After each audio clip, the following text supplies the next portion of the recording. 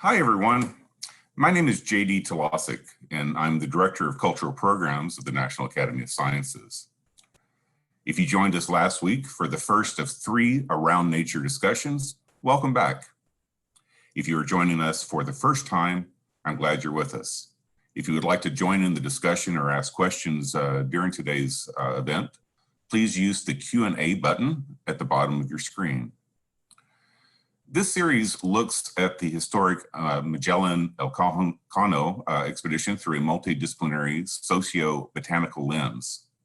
Yet, as we heard last week, there is much to learn from our past and to understand the world we live in today. The conceptual framework for this series was created by our wonderful colleagues at the Cultural Office of the Spanish Embassy, along with artist Juanli Carrión. Juanli is one of our panelists today, but he will also we'll also hear a few closing remarks from him at the end of the discussion. So please stay with us through the end. The mission of cultural programs of the National Academy of Sciences is to explore the intersections of art, science, and culture. And this series is a perfect example of how we strive to do this. You can find more information on CPNAS programs on this series and to register for the final discussion next week at CPNAS.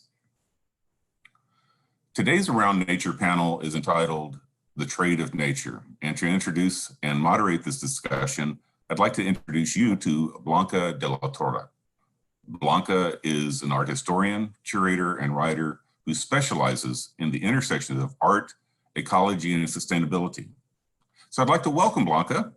Blanca, thank you for leading today's discussion. Thank you, and good morning, good afternoon, and good evening, because I think we have a broad audience today coming from many parts of the world. We have around 400 people from 26 different countries, I think. So thank you, the team of the National Academy of Sciences, Juanli, Ernesto, and the Cultural Office of the Spanish Embassy for organizing such a relevant symposium, an event that seems absolutely necessary during these times of turmoil. As JD mentioned, we are here today on the occasion of the 5th centenary of the trip around the world accomplished by Magallanes and Juan Sebastián Elcano, and to discuss the consequences of this trip and the globalization from past to present.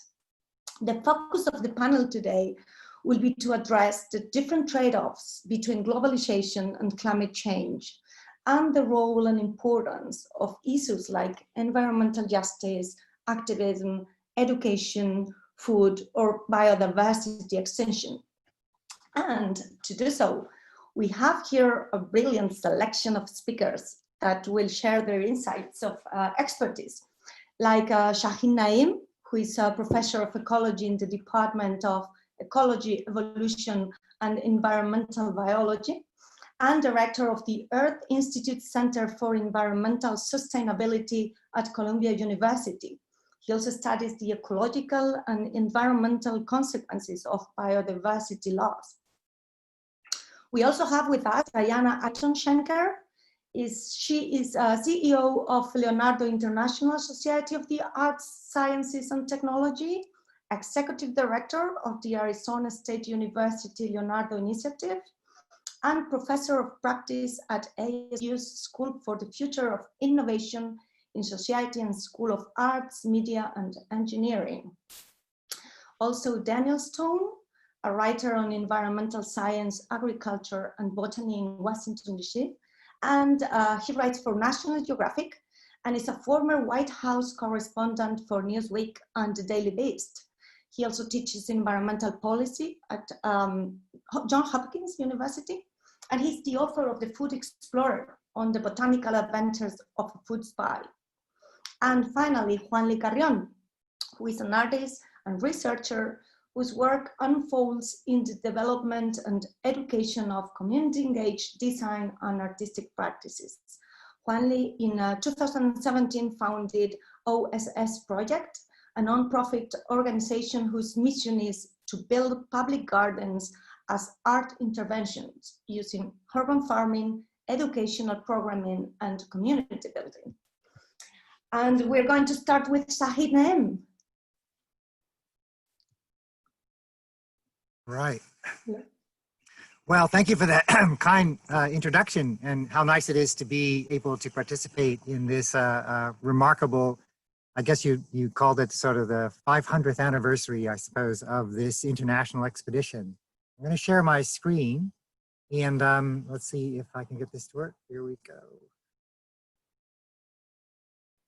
So I hope that looks okay. But I thought I'd start out with this particular image, in part because it has a modern view of what it would look like if Magellan and Elcano left today. It's a very, very different world. And part of the reason that it's very, very different is because of that expedition. But the real reason I wanted to show this slide, aside from it featuring Spain there, is that if you look up here at the horizon, there's this very, very thin blue line, blue-greenish, almost sort of transparent line. And what's important about that, and something that nobody could have seen 500 years ago, in fact, even just a little while ago, we didn't have the spaceships that could see this, is that this separates Earth from what I call cosmic death, much to the annoyance of my colleagues in astronomy who find this really quite beautiful. I find it quite frightening that on the outside of this little tiny border here is a vacuum near absolute zero temperature and all kinds of deadly radiation. And somehow that protects the living world. And it was not long ago that, in the 1960s, that James Lovelock first formulated his argument for why this is so. And he did so as an atmospheric chemist by looking at a geological model of Venus and Mars. And you might imagine if Mars and Venus got together and had a child, Earth would be that child. But this is what Earth would look like. Its atmosphere would be mostly carbon dioxide, nitrogen would be fairly scarce, oxygen would be almost non-existent, the temperature would be well above boiling, and the atmospheric pressure would be 60 times what it is today, quite crushing. But the biotic Earth, or Earth with life on it, is actually one that's quite pleasant. Not so much CO2 in the atmosphere, a remarkable amount of oxygen and nitrogen, and a very comfortable temperature of around 13 degrees Celsius globally. Some places are warmer, some places are cooler, but this is all because life makes our planet the comfortable environment that we know. So if we go back to why, what motivated the expedition, it was spices. And back then it was just a few spices that primarily motivated, they were worth quite a bit of money. And we might consider that if the original quest was for nutmeg, clove, cinnamon, and maybe a few others like black pepper, today the global spice trade is at $10.2 billion. Unfortunately, Spain doesn't control it, although I think they had hoped to do so. And we're talking about 200 spices that are traded in the active market. That might seem a lot, but what I would like to talk about today is biological diversity and the diversity of vegetation. And if you consider this FAO report on what's called neglected crops, there are actually about 30,000 edible plant species that are out there. And, but we only cultivate about 6,000 to 7,000 of them, which is just startling to me that our diets, which seem rich, are actually missing out on a lot. And then if you actually think about what are the dominant crops that are commercially significant, it's only about 170, and then about almost, most of that involves only about 30 species in our food supply, and then only 3 of them provide almost half of the calories, and that's rice, and wheat and maize, corn. So to me, as somebody who studies biological diversity, it's even more astonishing that there are 400,000 species on Earth, and we're using a microscopic amount of that diversity to feed ourselves. But what's interesting, of course, is that to feed ourselves, we've actually had quite an impact on the world. Let's take a look at the vegetation to get a sense of how that is. And this is from NASA. It's a compilation of the greenness of the world over time. Some of you may have seen this before, but I always love it because it shows how, as the season progresses, you have the northern hemisphere greening up in the summer and the southern hemisphere greening up in our winter, I being in the northern hemisphere. And it oscillates back and forth between the north and the south, and it gives you this sense, when speeded up, that Earth is a living planet, and it's breathing. it's sort of inhaling and expiring much the way living organisms do.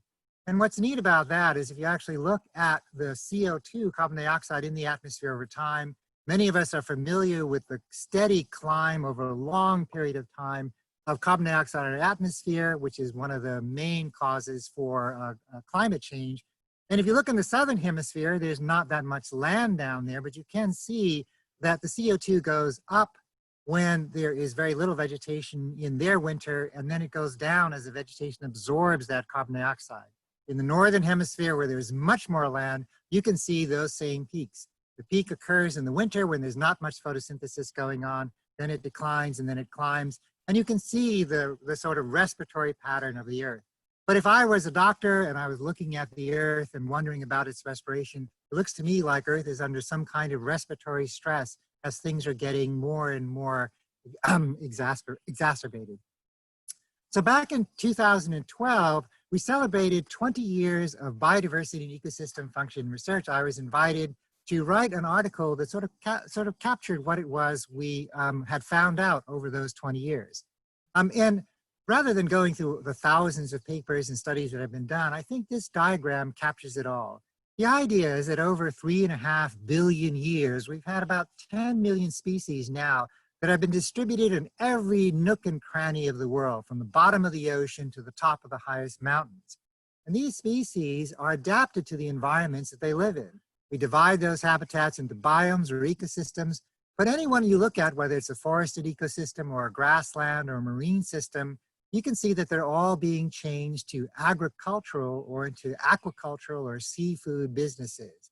And by so doing, what we're doing is keeping the biomes still as they are, but we're lowering biodiversity. And this transformation to the production of food is the primary reason that biodiversity is declining. Yes, there's extinction that's occurring from overexploitation or from hunting and other things, but the primary reason that we've lost biodiversity is because of agriculture. And what this diagram also reminds us of is that that very thin shield that is protecting us from cosmic death is actually the product of the biological activities of 1 trillion tons of organisms. And 1 trillion tons is just the carbon. We're not including the water, just 1 trillion tons of organisms around our planet. But getting back to what's happened, in our quest for food, and especially with a global market and global transportation that allows food to be distributed all over the world, we've taken a world that consists of these ecosystems, which I showed you just 3 before, and have now converted many of them to either croplands or pastures and rangelands. And while there are many properties about these that don't differ too much, there's still grasslands, there's still forests, there's still aquatic systems or marine systems, they are all vastly lower in biological diversity. And what I refer to that is as biotic impoverishment, in that each of these systems here has a much lower amount of biodiversity than it would if we look at the natural system. So what is biotic impoverishment? I think it's an important term and I'd like to spend a little time to defend it.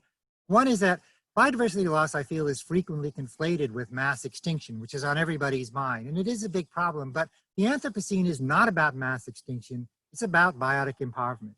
If we go forward a few million years and dig back through the ground to look at the fossil record, it isn't that we find that the dodo disappeared or that the great auk disappeared or that perhaps the polar bear will have disappeared shortly. What we will find is that everywhere we look, there are very few species, almost everywhere we look, compared to what it was before humans arrived and the period became called the Anthropocene.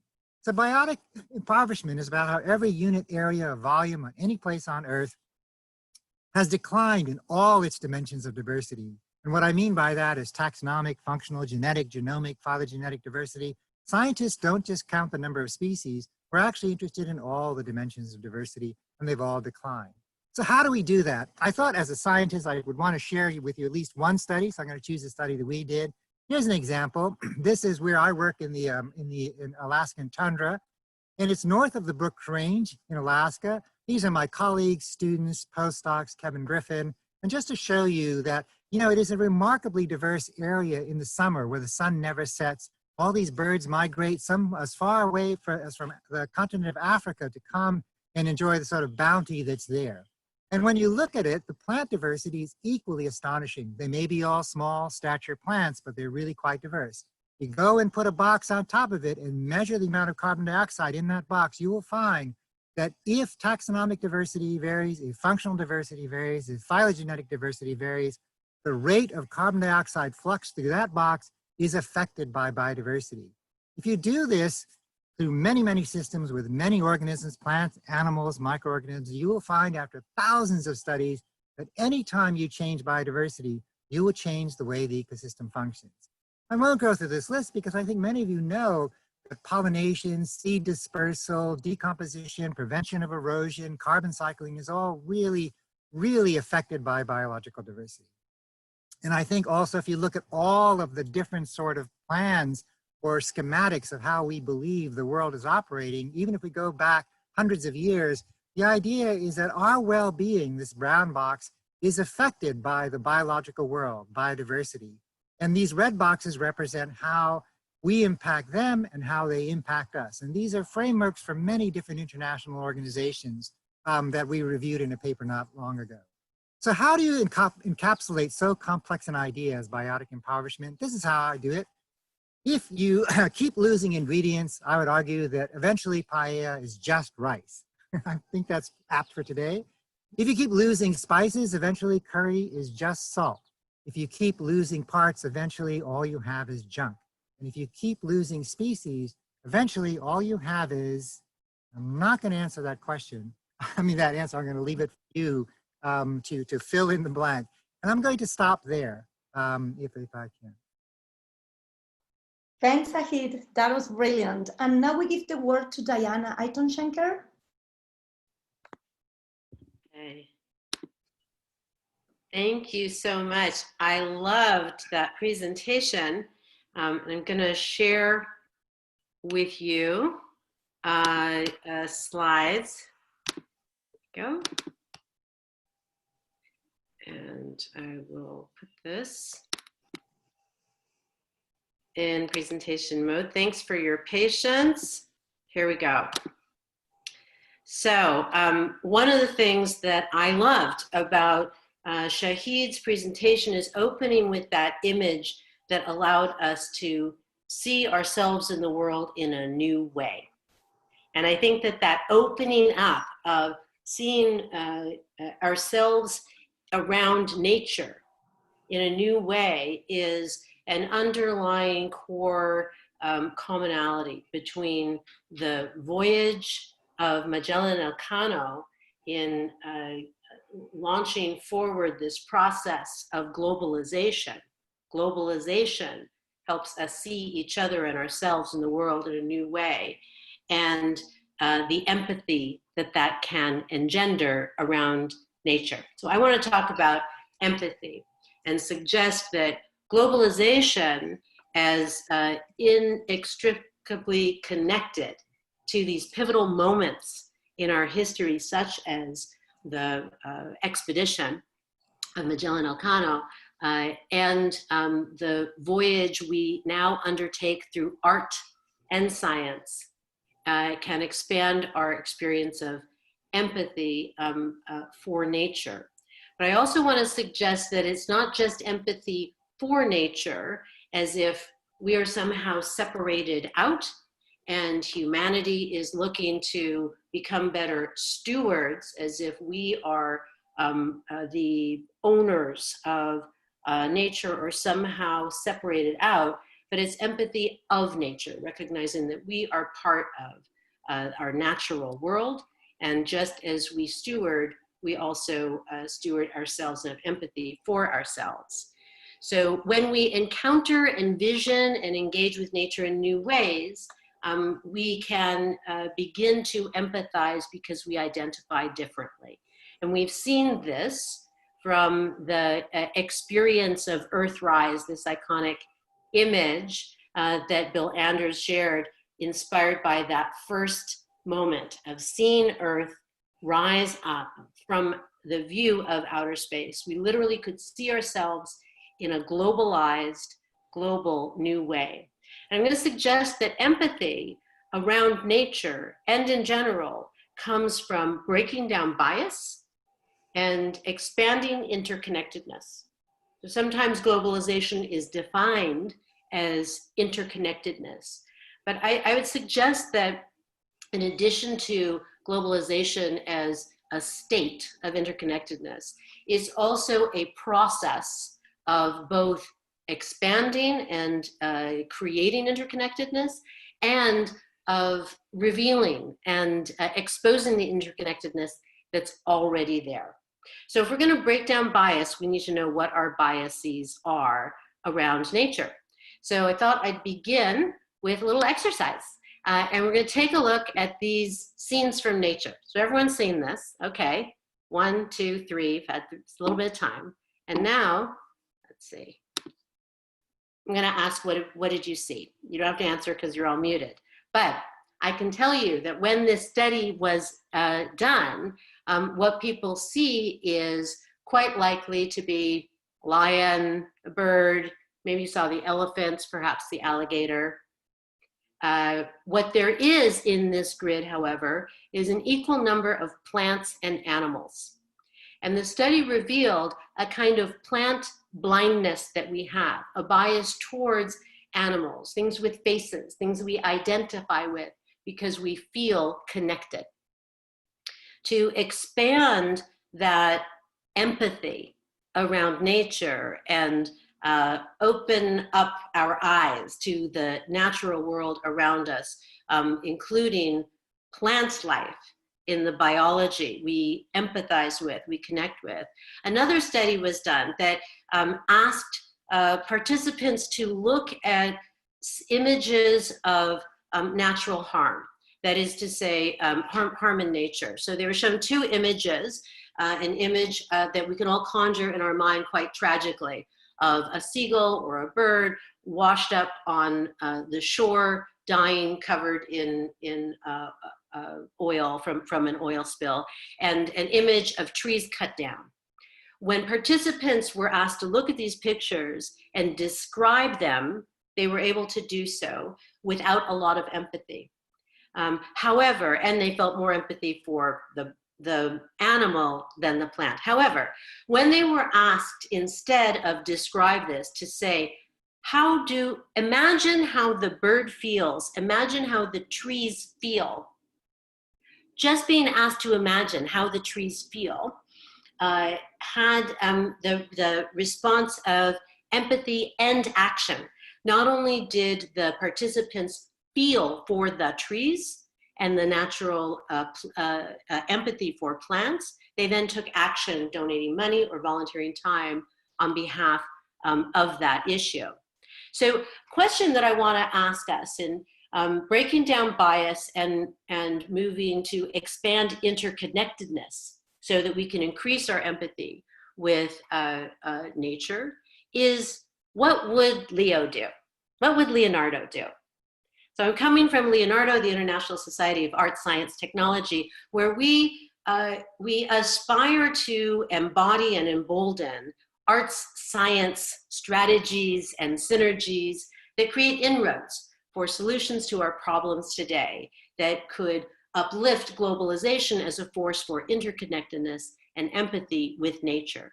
With Leonardo as our iconic inspiration, he didn't separate out art, science, and the issues of his time, nor a separation of the human from the natural world. He recognized that studying and through art, a depiction of disaster featured on the left of your screen, of human anatomy in the middle, and of the whirls of water on the right, were all part of the same spectrum of how we empathize with nature, how interconnected we are with our natural environment. So through that lens of art science, I want to share a couple examples of how, through Leonardo and our colleagues in the world of art science, we're seeking to expand empathy through art science initiatives. So the first example I just want to share with you is one by Pantea Carini, who created these beautiful installations inspired by 12th century herbal guide to healing properties of herbs, written 12th century in Andalusia, written by Dr. Al-Kafiki, the Herbal of Kafiki. And she took these beautiful drawings of medicinal herbs, like the spices sought after in the Magellan Elcano expedition that followed. And she said, how can we use these images to experience them empathetically, to increase our empathy of how we feel for nature?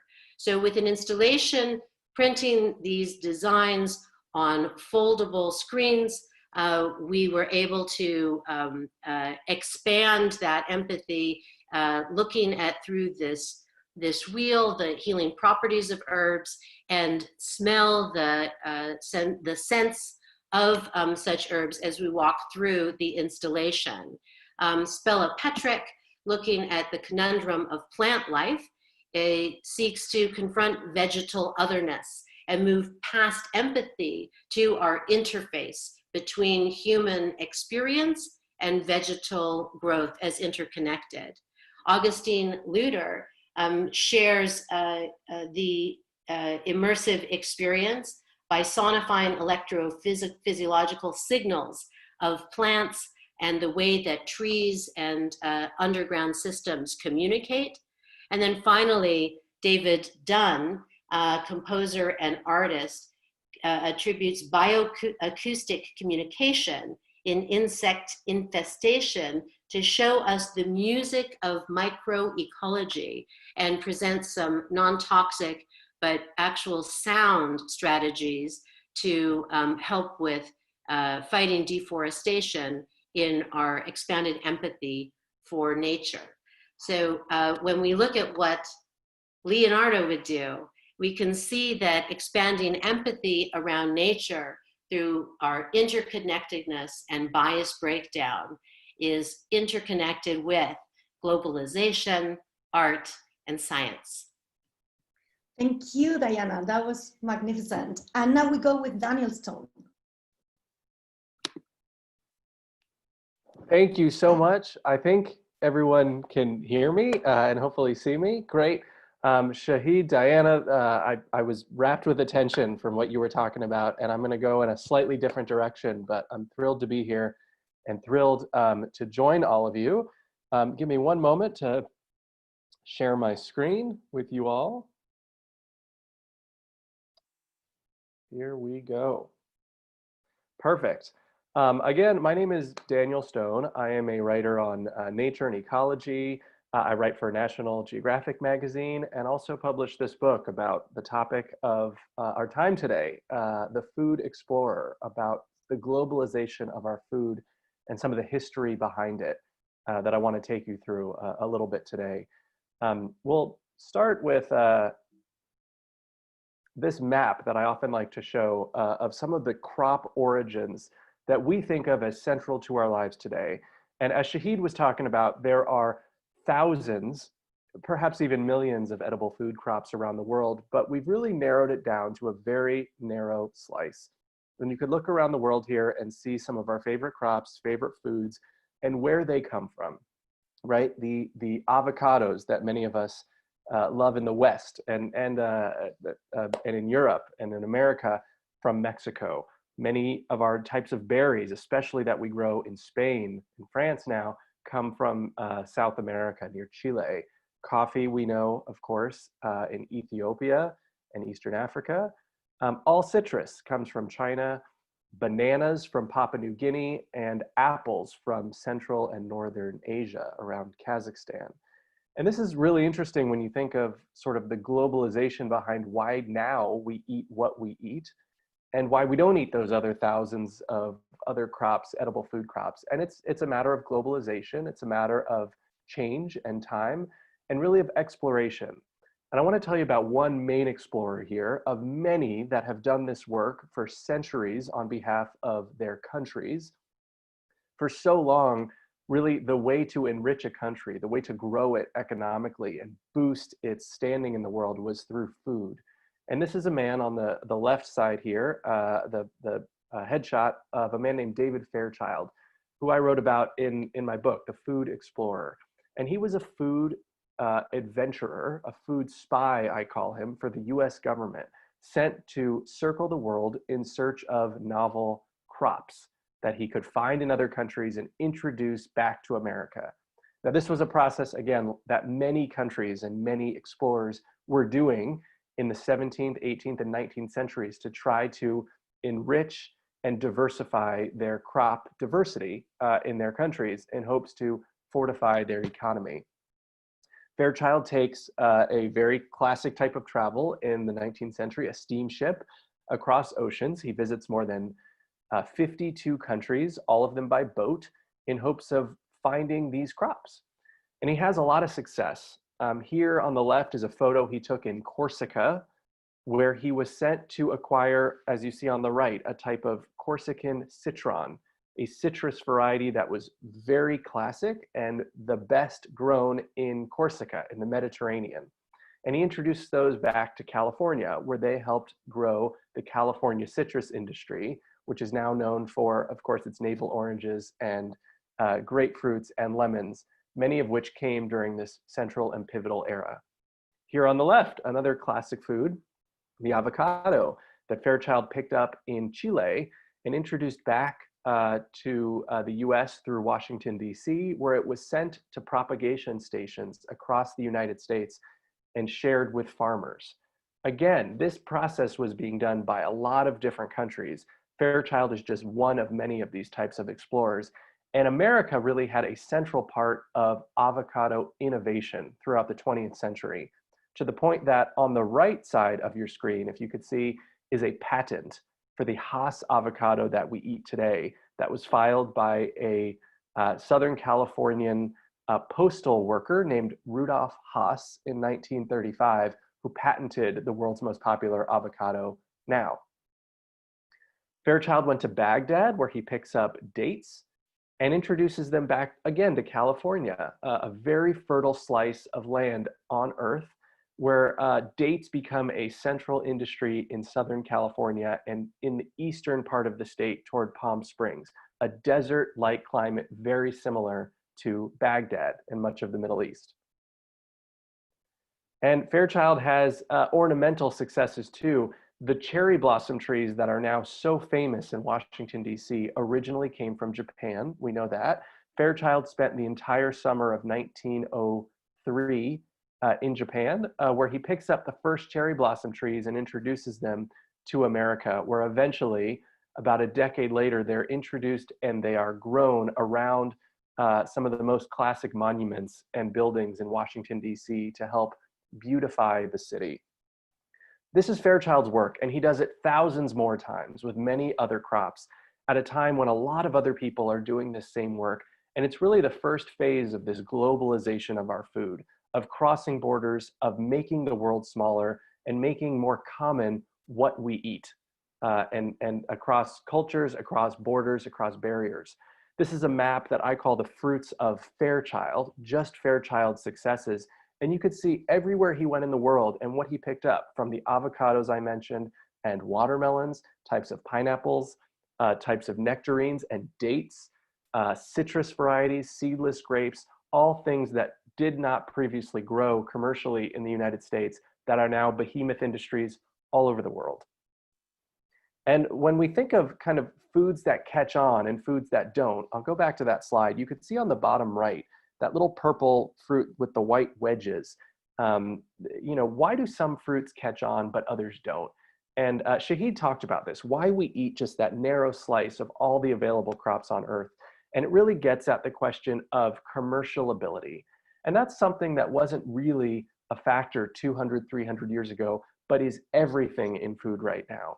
Can a food like this fruit down on the bottom right, which many of you, certainly in Southeast Asia, will recognize as the mangosteen, or here on the right as the personal-sized pineapple, why can we not find those in most Western markets or in regions with climates that don't support them? And the answer is really one of climate, efficiency, and commercial ability. Can this fruit, and can any fruit, be grown at scale? Can it be shipped with efficiency? Can it stay in its structural integrity over thousands of miles and over several days or even weeks? And can it still look perfect by the time you find it in a supermarket and pick it up with no bruises? If it has any bruises, as you know, you won't buy it. Probably I wouldn't either. And that's why we only have the powerhouse crops, apples, bananas, oranges, so to speak, that we could find anywhere in the world that are really classic because they're really durable.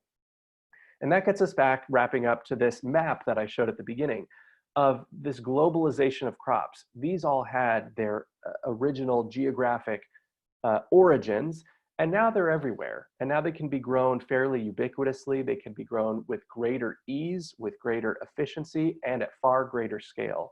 And that poses a lot of questions, I think, that are relevant to our discussion today about just the nature of what is farming in the 21st century. Who is farming? Who are the consumers? And what role do we all give them in our global economy and sort of our global nature of working and consumption? And I just show this last slide as a kind of a metric of, you know, as a reminder of how we think of agricultural workers, indigenous people, of some of the richest people in the world and some of the poorest countries in the world, and how we combine them all through the fabric of agriculture and food, and how they're all important constituencies to remember in how we talk about these issues. Thanks so much, Daniel. Food and food for thought. Thank you, Bia. That was very compelling. We will finish the presentations with Juanli Carrión.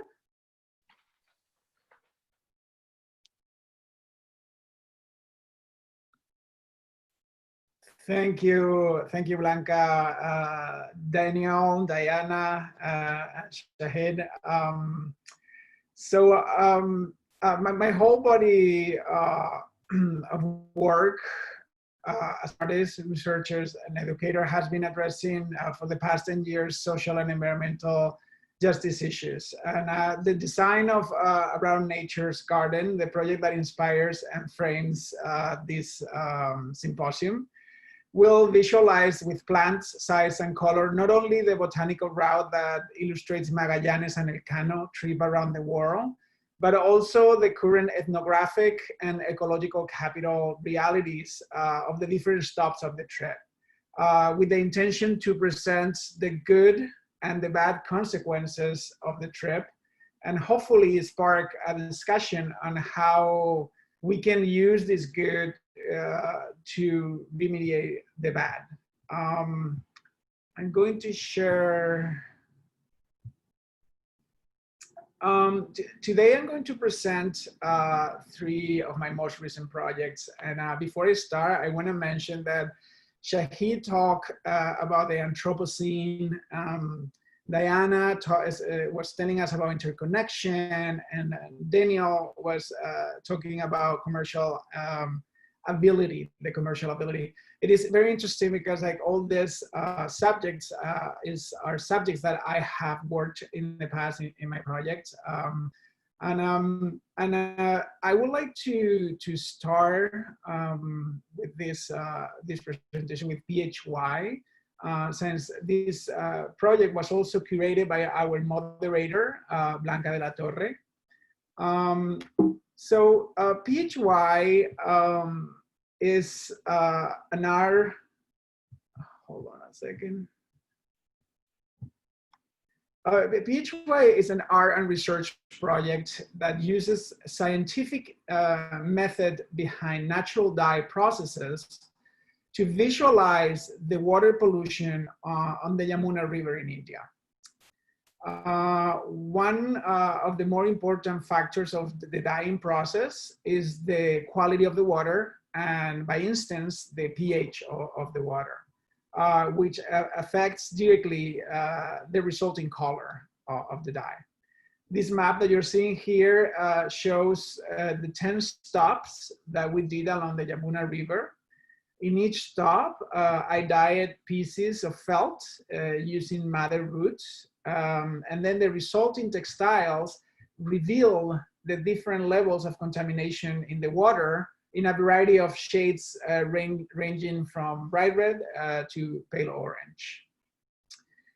The fact that the Yamuna River flows through several industrial cities, it caused a price to this river. And we're talking about industrial dumping, outdated sewage systems, overpopulation, saturated landfills, cattle washing, and many other issues that have poisoned this sacred river to become one of the most polluted rivers in the world. To the point that after the Taj Mahal, the mix of agricultural, industrial, and human waste gives a neutral pH 6.5 to the water, which is far from a sign of good water. It is actually a sign of balance of pollutants, where the amount of agricultural and industrial waste, which tends to be acidic, neutralize the sewage, and the human waste, which tends to be alkaline, making the water like very, very hazardous. This trip that we did along the river and the process of dyeing all these pieces of felt is documented in a 14-minute video that also presents the conclusions about pollution revealed by the project. And the images that you are seeing here are stills from that video. And here is the resulting mural, which reveals with color the same results than other studies, like the one that you see in the graphic on the bottom right of the slide, that shows the average dissolved oxygen in the river at different points. The second project I want to present is Culinarialismos, which is a series of culinary actions in the form of performance, workshops, and participatory sculptures, in which I use the recipe as a choreographic instruction to reveal the historical or cultural importance of gastronomic appropriations. These are some of the maps that trace the history of food staples of our contemporary cuisine around the world. In this series, I use the history of these ingredients to address current conflicts where the actions take place. And the participants of these actions eat, cook, harvest, or wear food as an opportunity for collectivity, for knowledge sharing, and collaborative creation. For example, I use peppers in Murcia, Spain, to talk about idiosyncrasy, cultural appropriation, and colonialism, cooking a meal for 300 residents of Ceuta, a town in my region, which economy and gastronomy relays on the production of pepper, while pepper come originally from Mesoamerica. I also used potatoes in a food truck in Lima, Peru, to denounce the illegal mining practices permitted by the Peruvian government in protected indigenous land that is destroying not only communities, but also ecosystems across the country. The food stand served fried potatoes in the shape of the regions affected by the mining during the VIP reception of the Arford Park. And I also use corn in a series of cooking workshops and installation in New York to investigate the role of this crop in global economies through history and how the iconography used by the pre-Columbian civilizations can be found in the logos of corporations like Starbucks, Citgo, Chevron, or HSBC that are today engaging on different forms of economic colonization in the countries where corn was originated. A new edition of this series is programmed to use the ingredients grown in a round nature's garden to address some of the consequences of Magallanes and Elcano first trip around the world. And I would like to finish with Outer Seed Shadow, a project that takes its name from the definition of minorities in plant migrations between ecosystems. Between 2014 and 2016, I partnered with communities in New York, Spain, and Sweden to build gardens that serve as platforms to empower, celebrate, and reclaim identity and knowledge. These geopolitical gardens materialize the union between plants and human interaction by using different plant species as representatives of social groups and individuals illustrating unrecognized social ecosystems. These living sculptures also serve as a centerpiece to articulate public programming that further discusses the ideas addressed in the gardens. For the first garden, 36 foreign-born residents of Manhattan were interviewed at their homes to recount their experiences of arrival and adaptation. And each of them selected a plant to represent them, and these plants were planted according to their district of residency in Manhattan, in a Manhattan-shaped garden. The interactions between plants on this impossible garden were used as a base for a series of gardening workshops developed with local organizations in downtown Manhattan. It was also immigration what inspired the garden in Brooklyn, the refugee crisis in Valencia, Spain, self-determination in Malmö, Sweden, and food literacy in the Bronx.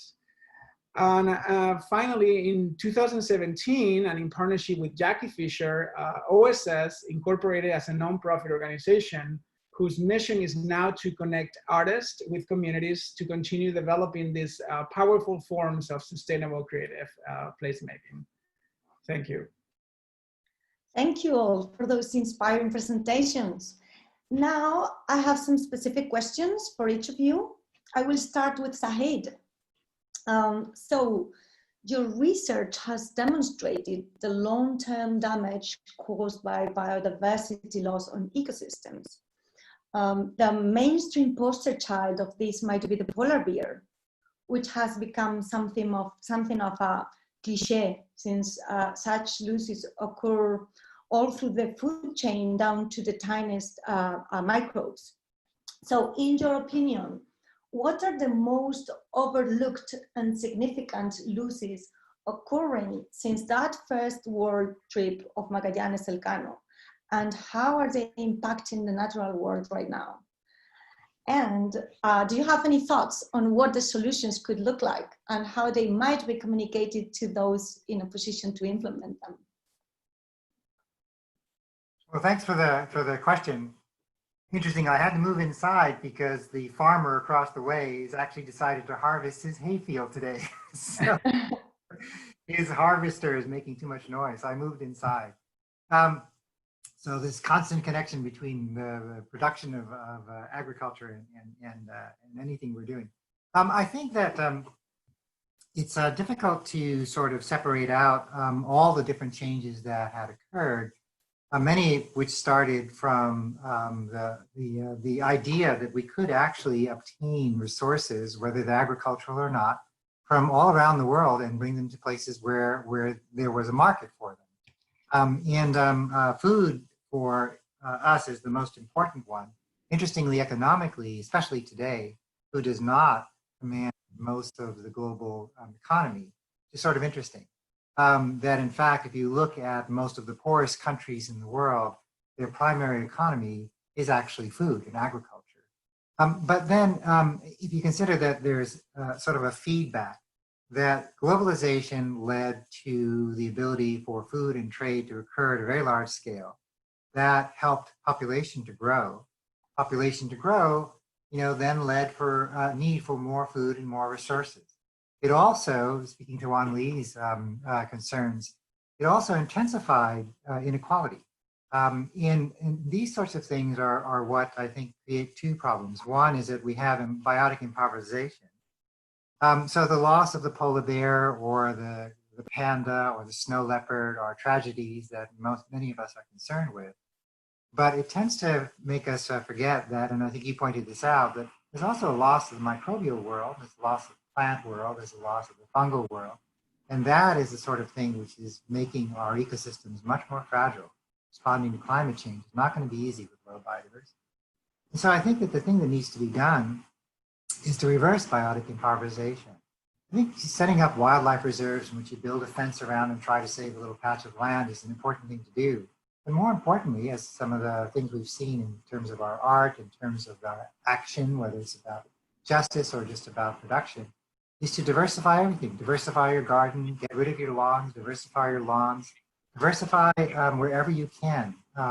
Here in New York City, the idea that we can diversify our parks more than they are is a good thing to do. And not be distracted by things like the penguins and the polar bear. if we can diversify the world in addition to save some of what's left, we can restore, I think, the resilience of our planet. That sounds like a big challenge. And this brings me to Diana. So Diana, in your book, A New Global Agenda, you explore the most compelling global challenges of our time. You actually offer a very pragmatic perspective. You mentioned that we need practices, strategies, and conversations. You speak about how things like the importance of international cooperation and multilateralism are. And also the book is quite new. It barely has 2 years now, but the world has changed all of a sudden. So how can we understand better the importance of the tips that you offer in the current context, when the path you suggest probably got a wider dimension? And would you change or add anything new to the book in relation to the COVID-19 crisis?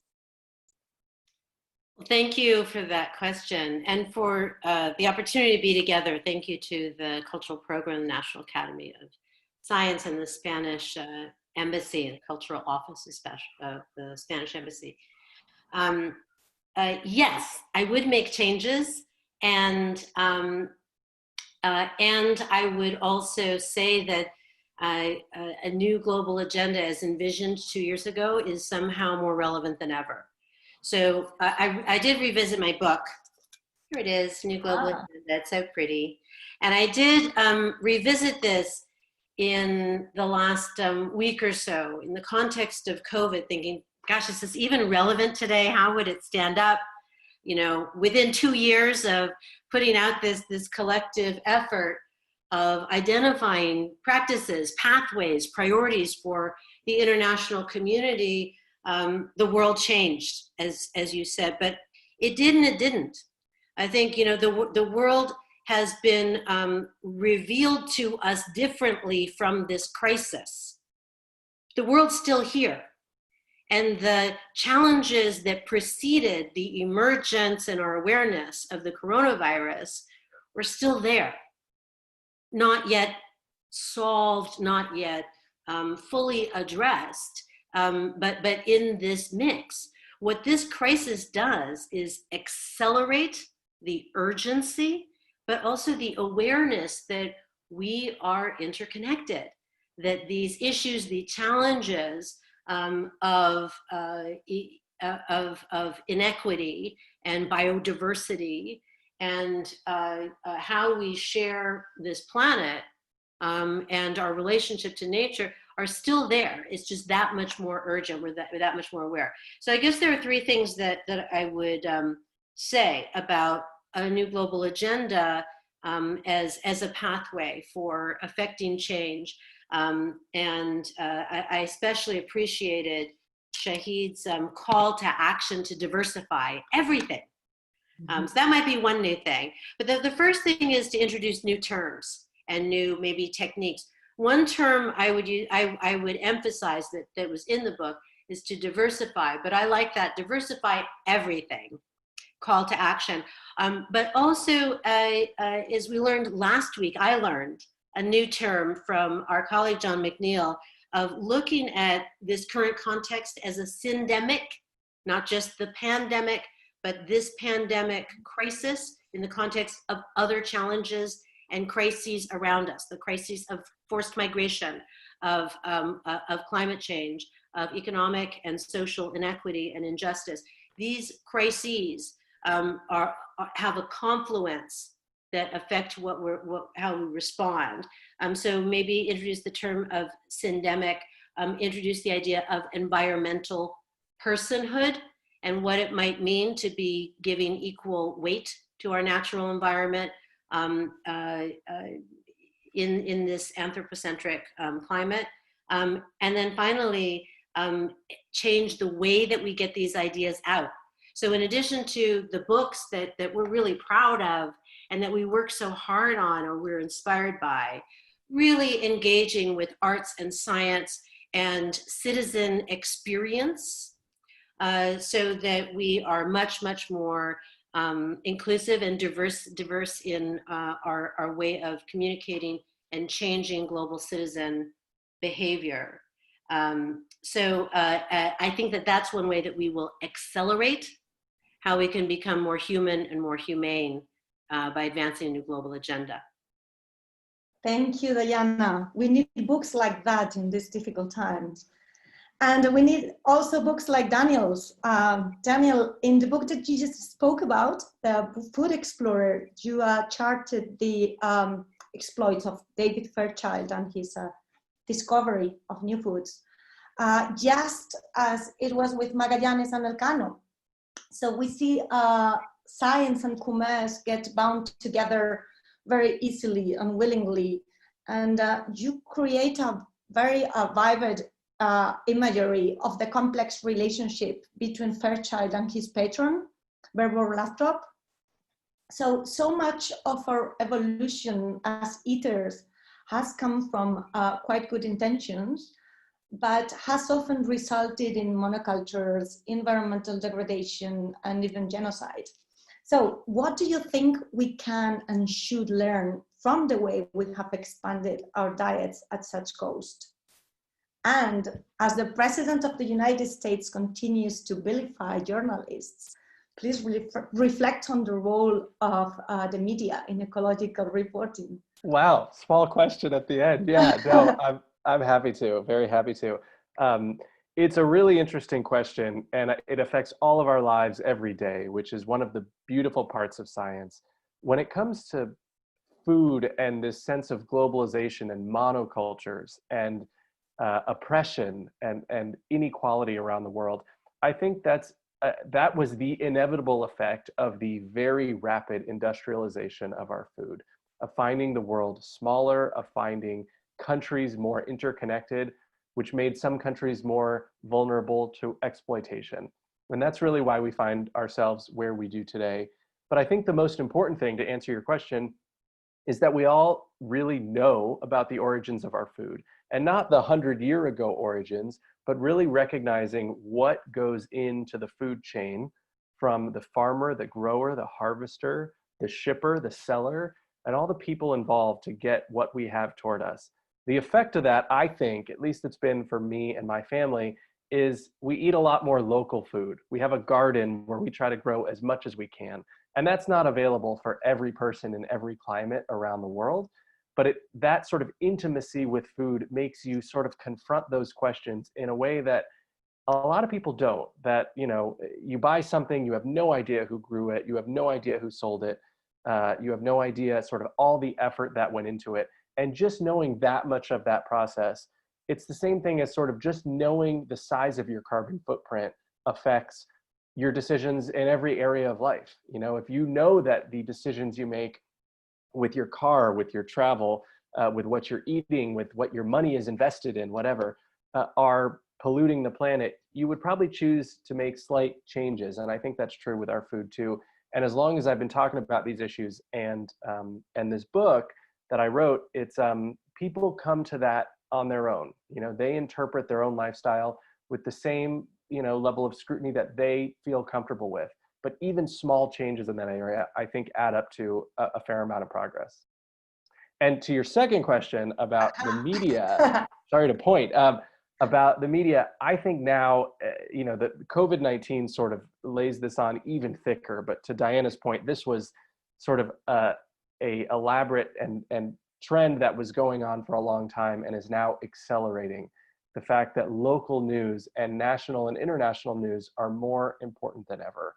And, reporters have always been used to people not liking some element of coverage, right? Now it's the president of the United States, but it's always been, people can interpret the news how they want, but that shouldn't affect how we report it, how we tell it, and how people consume it to make their own decisions. And so as a reporter with a lot of reporter colleagues, I'm going to keep doing that. And I think all of us have no choice but to just keep doing that, because the news will outlive any critic at the moment, from the president down to, the youngest person alive. And the news really impacts all our lives and holds accountability for the injustices that we see around the world. So I'm going to keep at it, and I hope others do too. Thank you, Daniel. I go with Juanli now. Juanli, we both work in the art realm and with similar focus on political ecology, practices of the commons, and environmental justice. So one of the key issues would be how to reflect about any trace of nature when we have to see ourselves as nature, living with and not on the land. And what are your thoughts on this? And what role do you see art and culture having to help create more ecologically sustainable relationships with nature? Well, I think that like in the presentations of the panelists, we have gone, I said it also, I pointed it out before my presentation, but like, I'm gonna say it again. Shahid talked about the Anthropocene, and that is something that we have to think about to answer this question. And Diana focused her presentation in interconnection. And like that is also connected to this word of Anthropocene. And like finally, this idea of commercial ability, which for me connects with our current system, which is capitalism, that Daniel pointed out. And for the past 5 years, I have been working on my PhD dissertation and researching on how we can make creative placemaking sustainable, okay? And I'm now in the process of writing the conclusions for this. And one of the most revealing conclusions is the fact that the art, as a reflection of our time, is mirroring exactly that's the social phenomena that we are witnessing, right? And that is that the time of individual artists with universal messages and great masters of the art that has like this visionary, unique way of making art is changing, right? And like this vision of universal images and messages aligns perfectly with modernism, right? Like this idea of modernism and this idea of anthropocentric thought, and by instance with capitalism, with the capitalist agenda. All this is changing to a more, in my opinion, and after my research, to a more collective experience, to a more interconnected experience in which artists are working along with communities and other experts in other fields, more into multidisciplinary fields, in creating multiverses and aligning more with like an ecocentric agenda instead of like an anthropocentric agenda. And I just want to clarify that this ecocentric agenda is not new.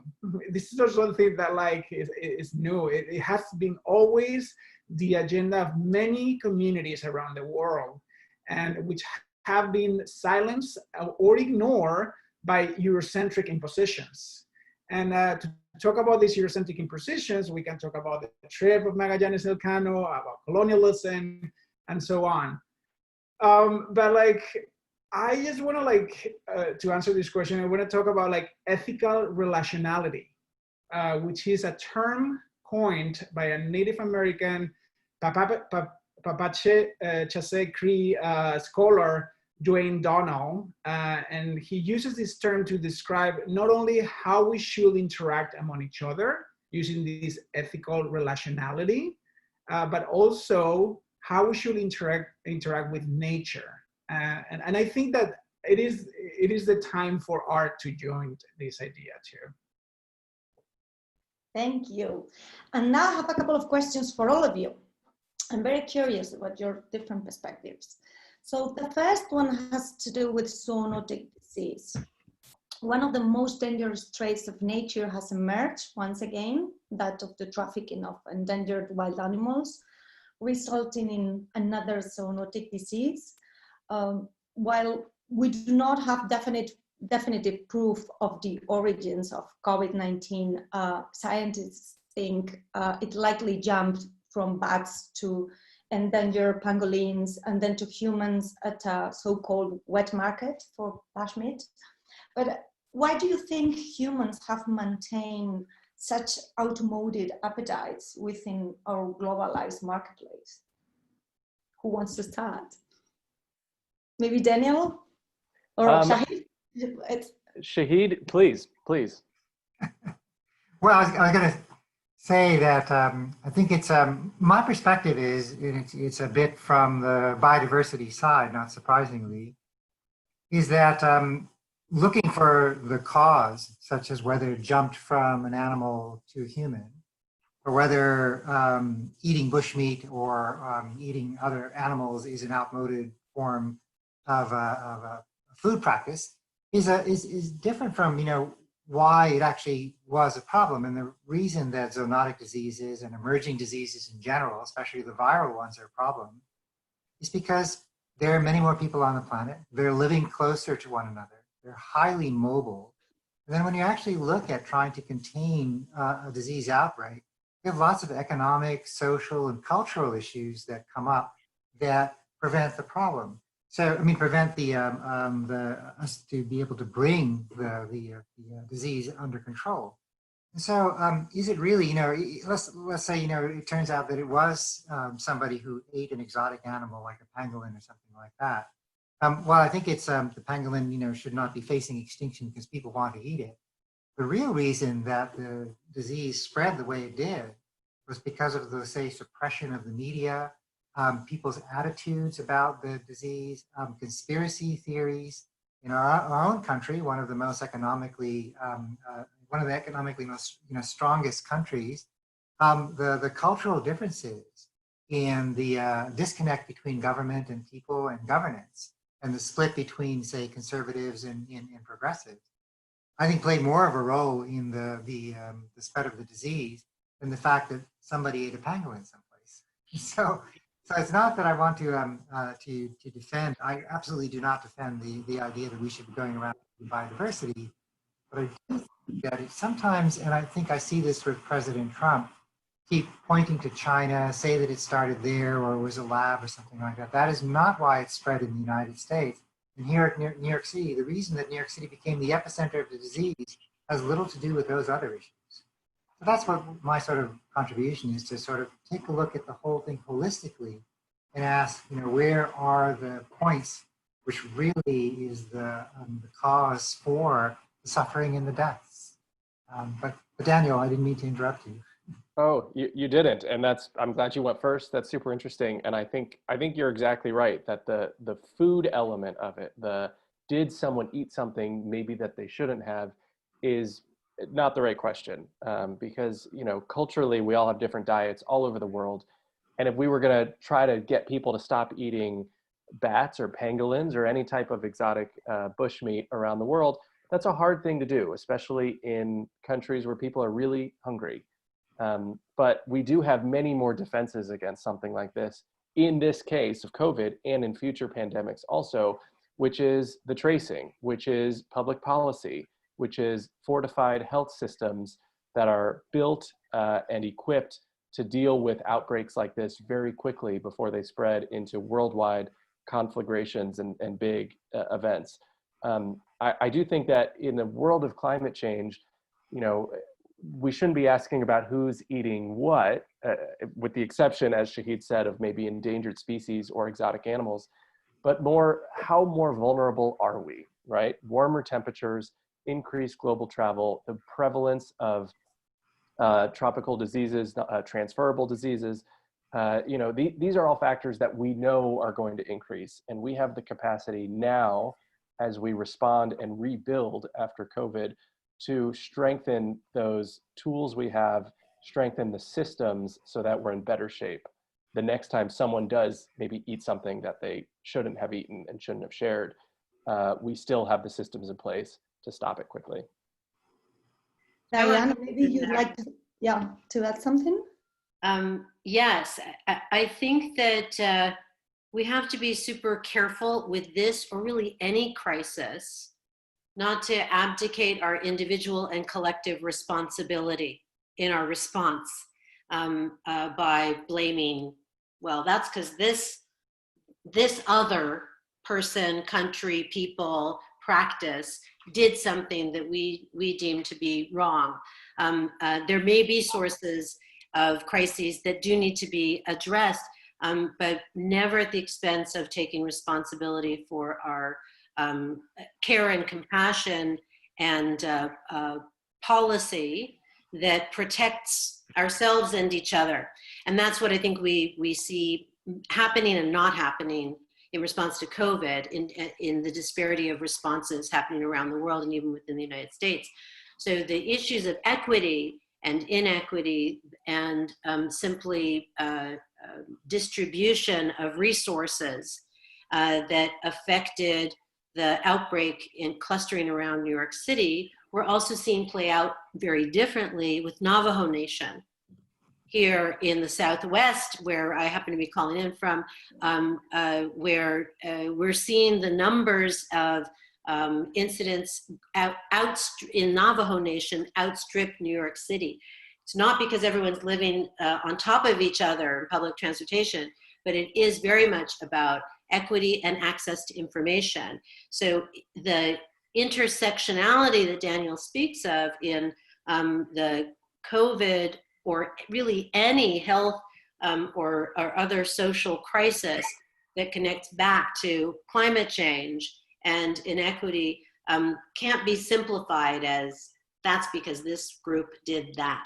And the danger there is not only do we oversimplify, abdicate our own responsibility to respond, but we can deepen the fissures and fault lines that are separating out these issues and our interconnections with each other that may be exacerbating the problem in the first place.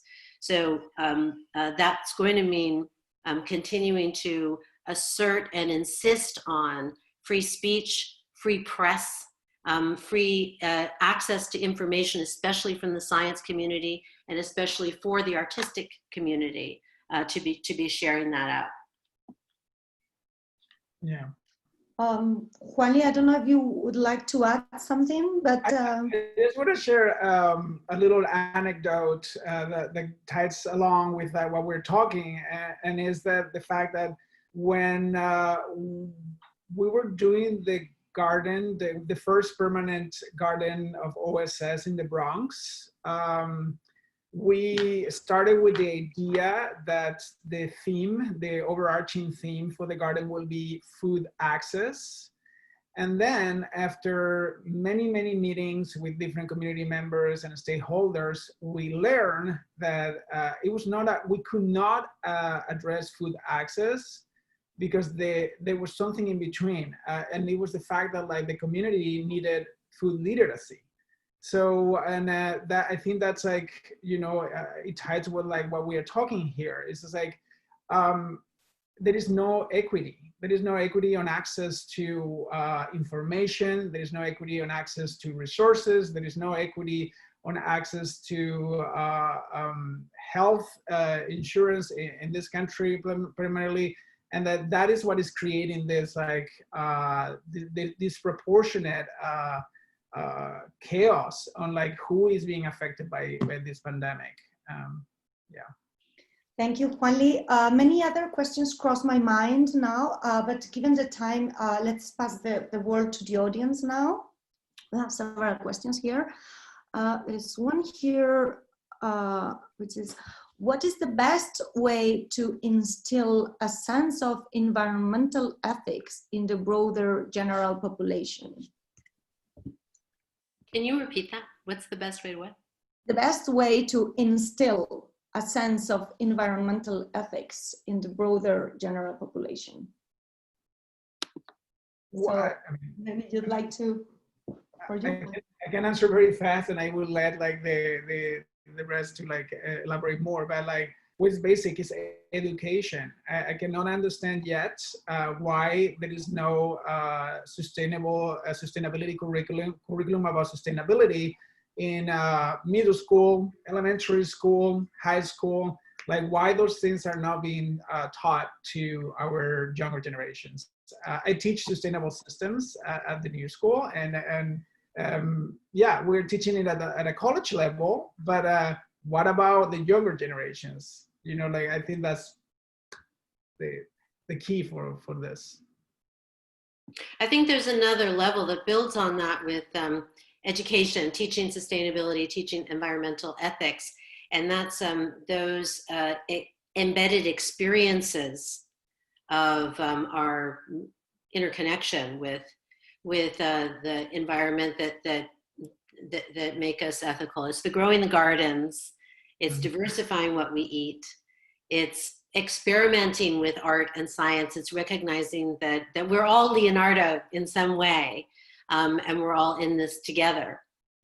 So looking to animate our education at all ages, from the earliest stages, where children start out very animated. They don't need to be animated and learning things. They want to explore in the earth and touch it and feel it and taste it from the get-go. And then we stamp it out of them. So let's maybe not do that and learn from them how to continue to love our earth and our environment, breathe it in, not just in the classroom or in the 4 years of college, but throughout our whole life. It's not lost on me that this crisis of COVID is a disease that attacks the respiratory system. We have trouble catching our breath. And so that image of Shahid perhaps understanding that if I were looking at the earth, I'd say it has a respiratory problem. We have a respiratory problem. So we're like a microcosm of that right now. And I think we need to be leading by leaning into that experience of our environment so that we can be ethical about it. If I could expand upon the question, I'd be curious to see what the others think. But living in New York City, and in fact, I grew up in a city, and we're working on a proposal now for urban ecology that right now it's well over half people live in cities, and the projection is that perhaps by 2050, 60% or 70% of people will be living in cities. So this means not only the connection to the sort of living world, as I call it, but also even the places where we produce food and agriculture and so forth, that becomes more and more distant, or at least less and less known. A community garden is not the same as a big farm, or green roof is not the same as a rainforest, which provide similar services, but at a much larger scale. So do you feel that urbanization and the increasing sort of disconnect between people and the natural environment, I don't like using the word natural, but sort of the living world, is going to make these ideas of education, communication, new curricula, an effective solution if in fact people are more and more isolated? I think so. I think the answer is yes, and I think it almost has to be yes. One sort of major optimistic point I find in the whole COVID crisis is this sort of reintroduction to the natural world at a much quicker pace than many of us might have found otherwise. I mean, people all over the world are not only acutely aware that this problem we're having is one of science and of unpreparedness to deal with a matter of science. They've also been enjoying cleaner skies almost everywhere in the world, right? It's very difficult now to buy a bike because people are buying so many bikes and spending so much time outside, to the point that some cities in the United States, in Europe, are shutting some streets to driving at all. And these are changes that might have come eventually, but they're now here, right? And they're starting, and we're sort of confronting a lot of these changes faster and reintegrating with the natural world. And I hope a way that is lasting and sustainable, but certainly it's here now for the present. Thanks, Daniel. I just wanted to say to our audience that if we don't get to your questions during today's discussion, as we're running out of time, we will try to follow up with a response via email after the program. But we have another question here. It says, what do you do when international organizations overseeing agriculture do not agree on what counts as sustainable agriculture? For some, GMOs are acceptable. For others, only organic agriculture solutions. So what are your thoughts on this? Maybe Shahid? Well, I happen to be working on a primer, which is very odd. I'm working on a primer of sustainable agriculture. So it's just an introduction. But as an ecologist, I had to learn a lot of stuff I'd never learned before. I suppose we never stopped being students. But one of the things that I thought was really interesting in my reading was this problem that if you have this inequity, you have lots and lots of poor people, especially living in slums and cities. And they can't afford, the kind of food that's you would buy at Whole Foods. It's organic, that's, low production, but high quality. They need the cheaper, durable foods that green revolution or industrial type agriculture can produce. On the other hand, the number of farmers who actually run those farms is very few. They tend to be the richer farmers. And the vast majority of farmers, I forget how many there are, but millions of farmers actually have small plots of land that can't actually produce a lot of food that can be exported or sold at the very, very cheap rates.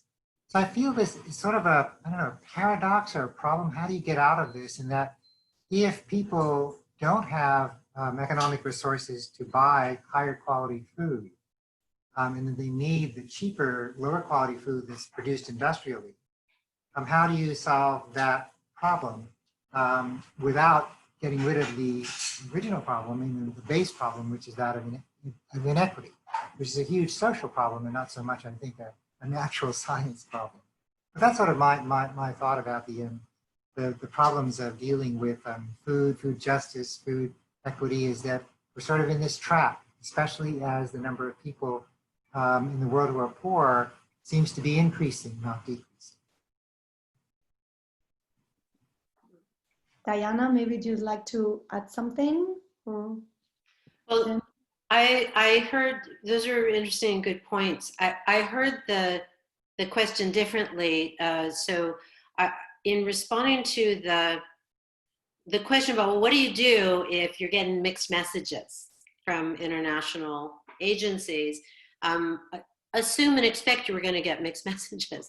That's part of being informed and mindful global citizen and having systems that protect access to that information and free speech is to sift through some of the messaging to make an informed response.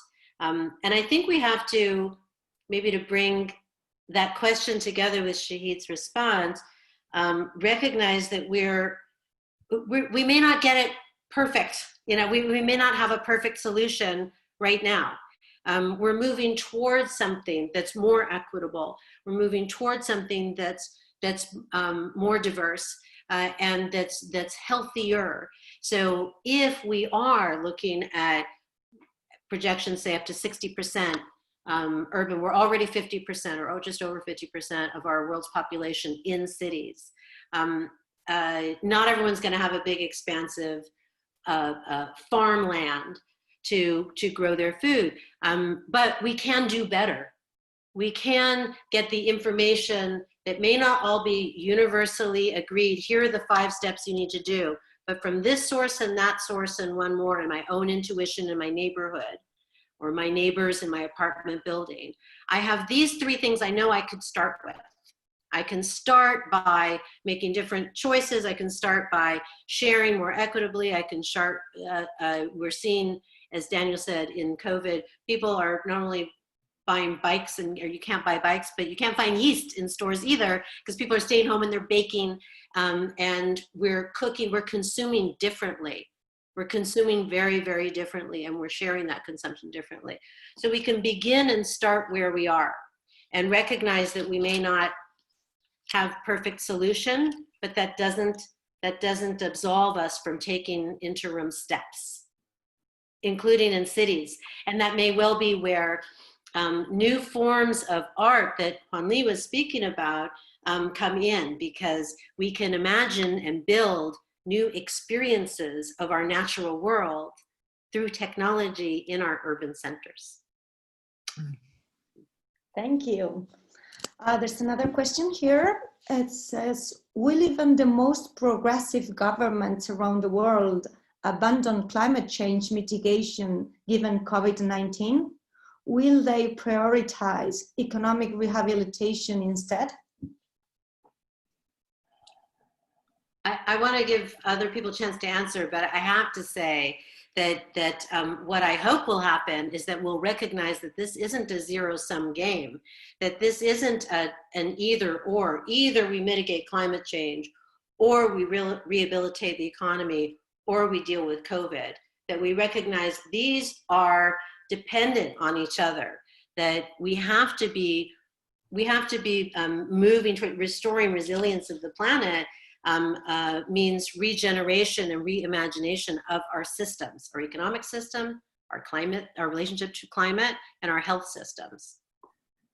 Yeah, I think Diana is exactly, and I'm sorry, Juanli, just one sec. Ahead. I think Diana's right that, you know, countries that choose one road over another will maybe find success down that one road, but the countries that are the most successful in the coming decades, I think, are the ones that find a strategy that encompasses all three. How can we respond to pandemics? How can we grow our economy and fight climate change? And that's a very hard equation to balance, but it can be balanced. And I think the countries that do that will be the main powerhouses of the future. Juanli?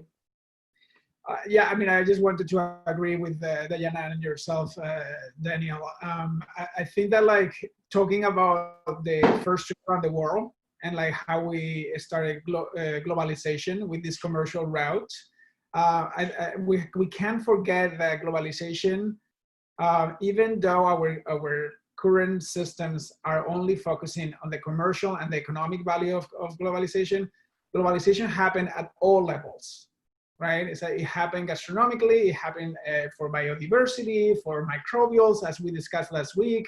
It happened for every level. And like, that is the issue. It's like, we can't stop looking at one of those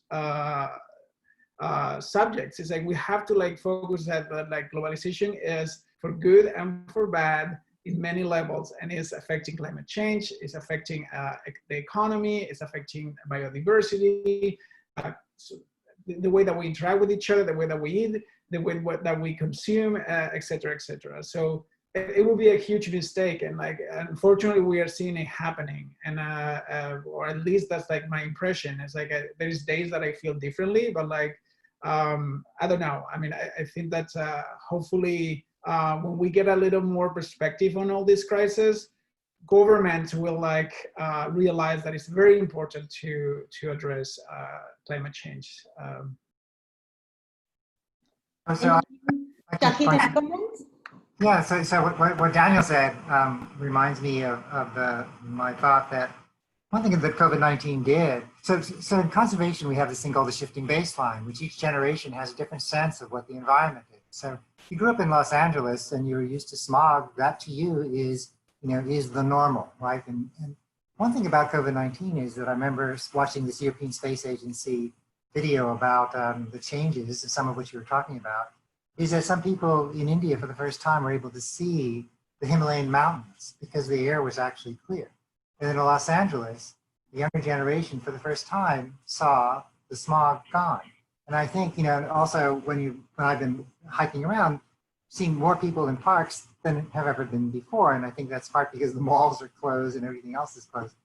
But I wonder, if one of the things about the shifting baseline is that this actually created a pause, so that the new generation can actually see the actual impact that we have on the world. So what the plug is now is that, okay, we've now seen our impact visibly. This is what this has done.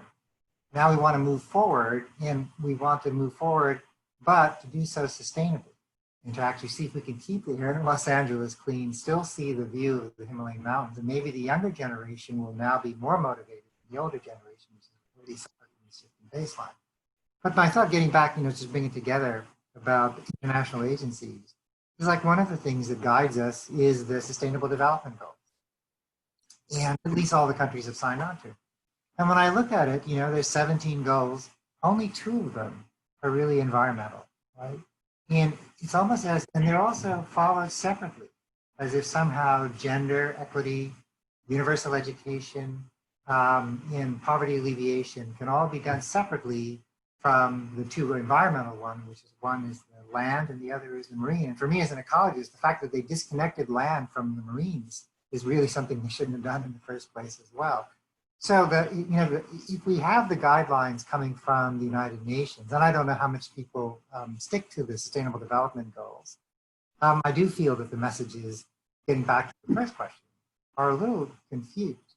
But we have a younger generation that is actually getting a chance to see that the shifting baseline is something they should not accept. They should actually come up with a new baseline. Then moving forward, we'll be better informed by both the science and the art and the communication of this generation than what's been said before. Thank you very much. Thank you, everybody. And as we are out of time, I am passing again the word to Juanli Carrión, who, as he mentioned, is the creator of this multidisciplinary project around nature, made in collaboration with the Cultural Office of the Spanish Embassy. I would like to give him a couple of minutes for some closing remarks. Thank you so much, Blanca, for leading us through this necessary and complex conversation. There is so much to be said, and then thank you as well to Shahid, to Daniel, to Diana, it was an honor for me to share this panel with you. Thank you for such wonderful contributions, and I hope the audiences shares with me the excitement and the urgency of everything that we have discussed. Mostly the fact that we are not trading with nature. We never were, and we will never will. And it's just more that like we are part of this nature, right? And as such, we must act like it. I want to thank you, the whole team at the Cultural Office of the Spanish Embassy, Ander Lopez, Ana Fernandez, Sofia Lucini, Vanessa Peña, Alberto Saavedra, and especially to Ernesto Coro, with whom I have been working hand in hand for the past year in the development of Around Nature. Thank you also to the National Academy of Science, JD Talasek, Alana Quinn, and Moises Ramirez. And most importantly, thank you everyone, thank you to all the attendees for listening and for your questions and participation that contributed to enrich the conversation enormously. So we will continue this conversation next week with the last panel of the symposium, discussing about the core of our civilization, food.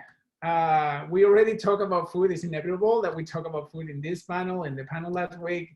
We are always talking about food, right? It's like we're eating it and we love food. So I hope you will join us to talk about like global food economies of the past, the present, and the future. And we will focus on food and technology, alternative food systems, and the loss of cultural food practices as a consequence of globalization.